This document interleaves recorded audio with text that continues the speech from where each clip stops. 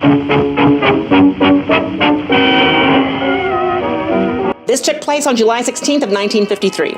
At Coulter Field, near Bryan, 110-year-old Walter Williams arrives to fulfill a dream he's had for 25 years. This Civil War veteran is getting his first airplane ride. This is a gift from one of his neighbors, rancher F.A. Kenley of Rosenberg. Williams is usually confined to a wheelchair and has to be helped to the plane. The veteran lives in a frame house near Franklin, Texas.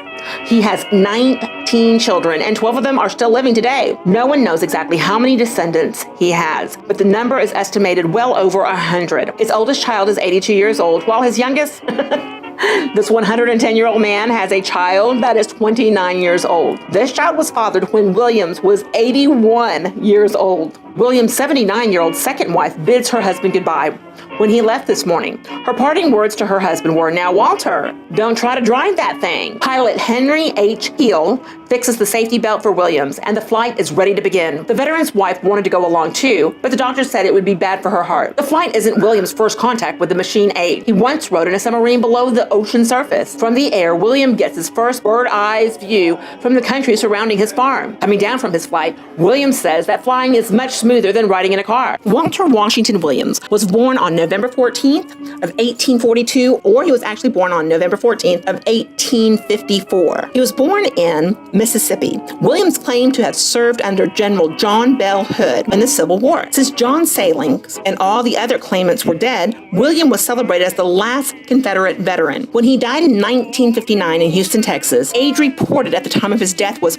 117. However, in September of 1959, Scripps-Howard journalist Lowell Bridwell revealed that he could not find one single scrap of substantiating evidence to back up Williams' age or claims of military service in the Civil War. Moreover, in the 1860 census listed as Williams' age as 5 in June of 1860, suggesting that Williams was born in November of 1854. When he died on September 19 of 1959, according to the New York Times obituary, a newspaper story said a check had failed to find evidence to support his claim. Back in the times when Williams was born, there was very limited documentation to support birth certificates, deaths, dates, etc. Based on Bridwell, he would have been 8 years old at the time he said he joined the Confederate Army, 11 months before the war ended in 1865. It was also reported the National Archives listed no Walter G. Williams having served in the Confederate Army from either his home state of Mississippi or from Texas, where his family later settled. Archives at Jackson, Mississippi, however, said to have enlisted a Walter Washington Williams as a private. Williams said that he had used several different middle initials. Other officials contended that the archives of the federal government were incomplete on the Confederacy and that ages and census records sometimes are inaccurate. A 1991 article by William Marvel suggesting Williams was born between October of 1854 and April of 1855. The Soldiers and Sailors of the Confederacy Monument by Donald D. Lew at the Gettysburg Battlefield site bears an inscription about Williams on the reverse base. The inscription reads, "Walter Washington Williams, who was recognized by the government of the United States of America as the last surviving Confederate veteran, died 1959 at the age of 117. Thank you for watching another episode of Carrollton City Limits Flashback Flip. If you like these kind of videos, we really would appreciate your help if you liked, shared, and subscribed to the channel you're watching this on. Again, thank you so much for watching. Bye, y'all.